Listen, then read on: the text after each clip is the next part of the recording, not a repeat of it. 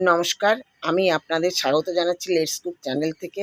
আমি আপনাদের এখন মুসুরির ডাল রান্না করে দেখাবো, মেথি মুসুরির ডাল রান্না করে দেখাবো। এই কড়াইটা উনানে চাপালাম। এবার ডালটায়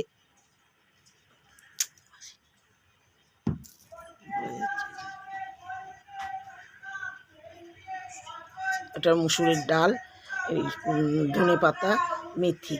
মেথিটা আমরা কড়াইয়ের মধ্যে ডাইরেক্ট দিই না, কারণ দিলে অনেক সময় পুড়ে গেলে তিতো হয়ে যাবে। ওই জন্য মেথিটা ডাইরেক্ট দিই না।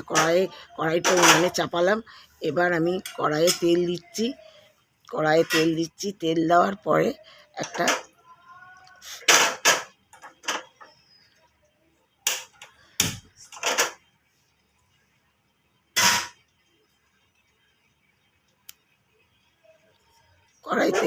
তেল দেওয়ার পরে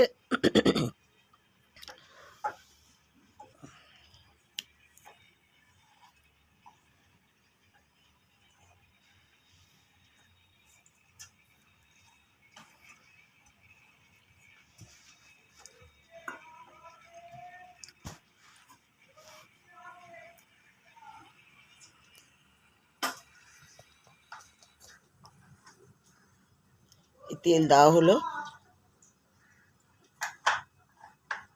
তেলের মধ্যে শুকনো লঙ্কা ফেলে দিলাম।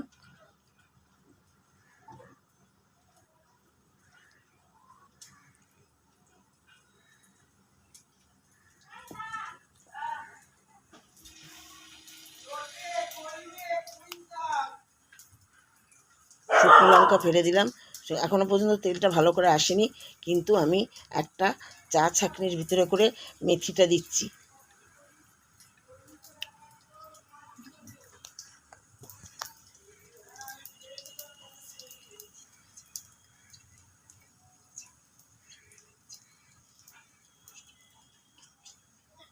আপনারা কোনোদিন এই মেথি সোমবার দ্বারা ডাল খাননি, কারণ সবাই কালো জিরা ফোড়ন দিয়ে, নয় রাঁধুনি ফোড়ন দিয়ে, নয় জিরা ফোড়ন দিয়ে, নয় পাঁচ ফোড়ন দিয়ে খেয়েছে, কিন্তু মেথি সোমবার দিয়ে যে খেলে কী অপূর্ব স্বাদ। চায়ের ছাঁকনি করে মেথিটা আমি দিচ্ছি। অনেক হয়তো আপনারা বলবেন যে কেন আমি কড়াইয়ে দিলাম না।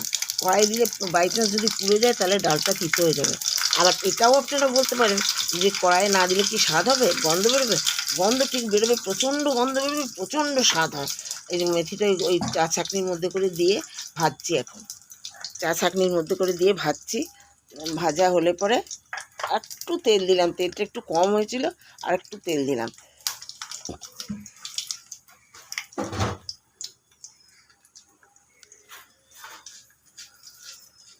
নাড়ছি, এখনো পর্যন্ত মেথিটা ভাজা হয়নি।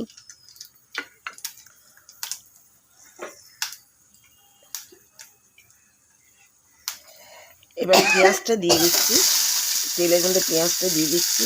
পেঁয়াজটা ভাজা ভাজা হলে পরে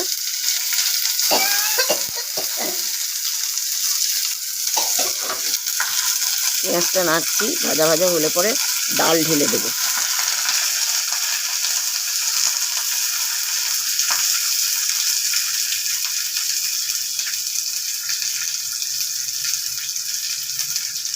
সাইডে মেথিটাও নাড়ছি, কারণ মেথিটা এখনও ভাজা হয়নি। এটাই সুবিধা, মেথিটা এখনও ভাজা হয়নি। আস্তে আস্তে ওই ছাঁকনিটার মধ্যে ভাজছি, আর ভাজা হয়ে গেলে পরে ছাঁকনিটা ধরে বাইরে বার করে দেবো।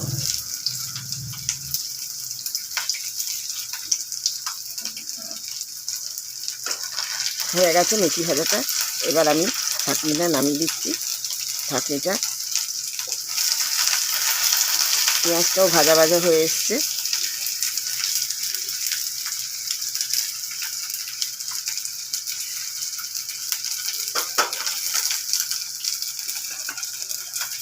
এবার আমি পেঁয়াজটা ভাজা ভাজা হয়ে এসছে, ছাঁকনিটা নামিয়ে দিলাম, আর একটু পেঁয়াজটা নেড়ে দিলাম।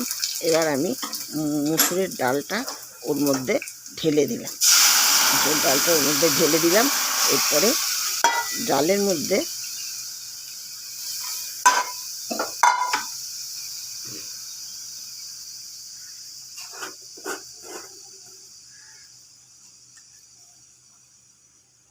নুন দিয়ে দিলাম।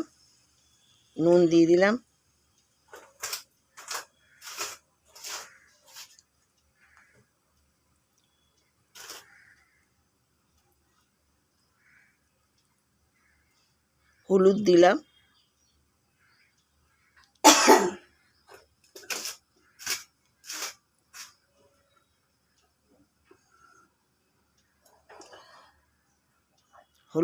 এবার একটু নেড়ে দিচ্ছি, নেড়ে দিয়ে নাড়ছি, ভালো করে নেড়ে দিই যাতে নুনটা হলুদটা ভালো করে ডালের সাথে মিশে যায়।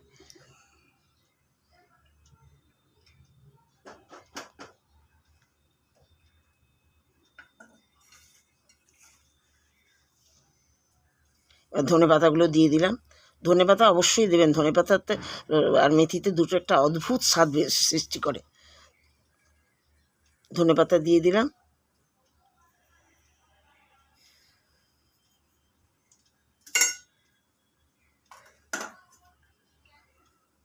একটু নেড়ে দিচ্ছি।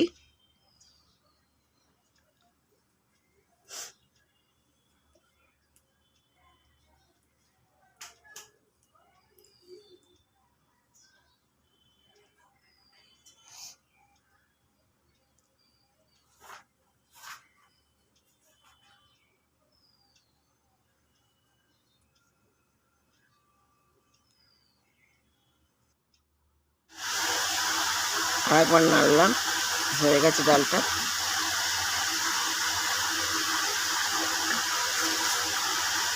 এবার কড়াই ধরে ডালটা বাটিতে আবার ঢেলে দিলাম।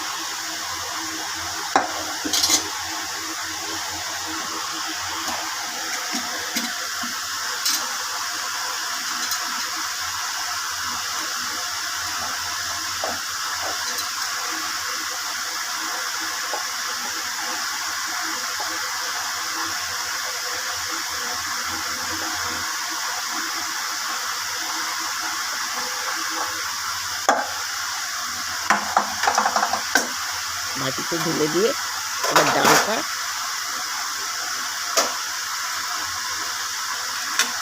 সাইডে সরিয়ে রেখে দিলাম। আমার